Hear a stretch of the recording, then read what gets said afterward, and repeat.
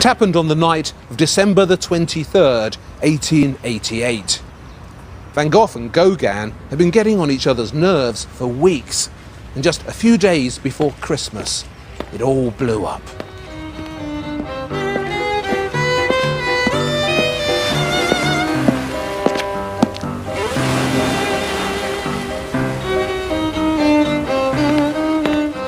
According to Gauguin, as he walked home that night, Vincent threatened him with a razor. Gauguin stared him down, and Vincent ran back to the yellow house, where he cut off his ear with the razor. Wrapping the severed body part in a newspaper, he took it to the brothel, where he gave it to a prostitute called Rachel, who fainted when she saw it.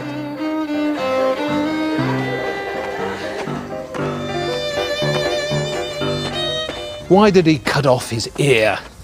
Why did he give it to a prostitute? It's one of the biggest mysteries in art.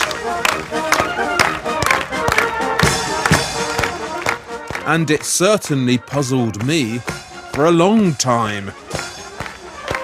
Until I found out exactly what goes on in here when the bullfights come to town.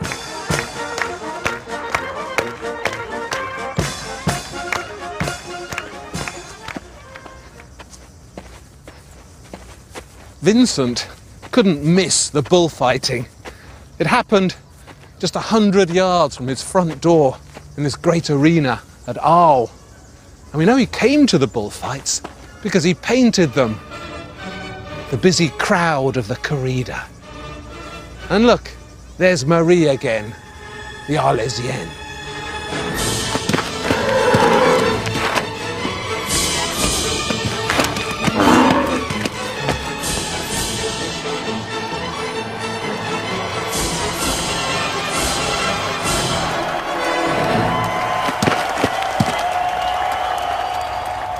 Now, one of the things that happens in a bullfight is that a matador who's been particularly successful is given the ear of the defeated bull that he's just killed. It's just cut off and given to him. And then he walks around the ring with it, holding it up proudly, a symbol of his victory.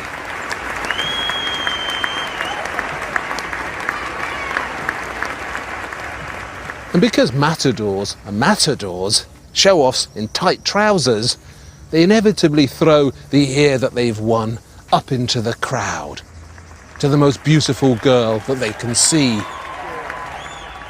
A macho end to a macho moment.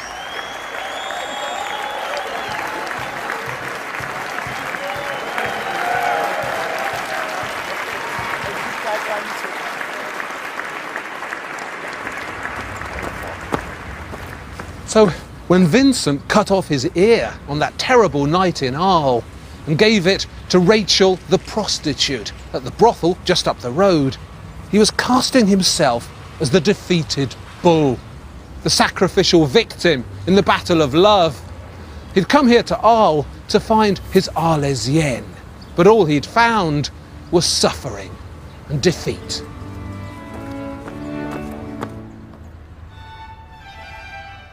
And that's when he painted this, his self-portrait with bandaged ear. A painting about suffering, pain, and rejection.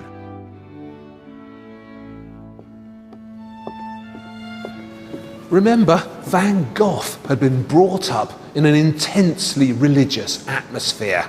His father was a minister in the Dutch church, so he knew all about Mary Magdalene, about suffering, penitence, and pain. And it's all gone into this picture. So the easel at the back, the way it forms a cross, that's no accident. Van Gogh is identifying himself with Jesus. It's something he liked to do. A few months later, he painted a copy of a Pietà by Delacroix and explicitly gave the dead Christ his own face. In Arles, after the ear cutting, the kids would throw stones at him in the street. They'd mock him and abuse him. And the people of Arles, who love him so much these days, actually organised a petition to have him thrown out of the town.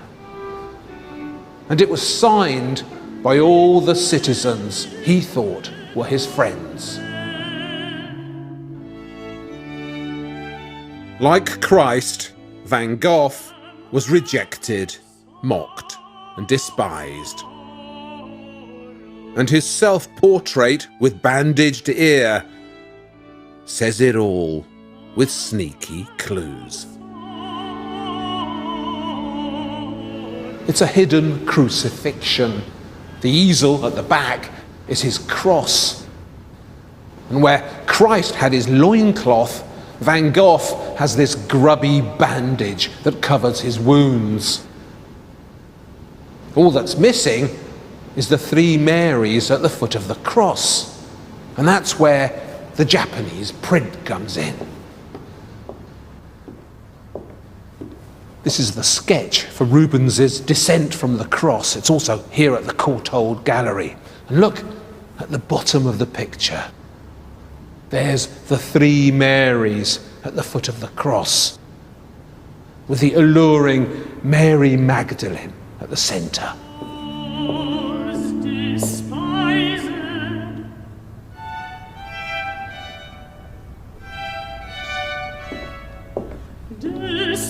But in Van Gogh's hidden crucifixion, the part of Mary Magdalene, the former prostitute at the foot of the cross, is being played by a geisha, a beautiful Japanese courtesan gathered here with her fellow Marys.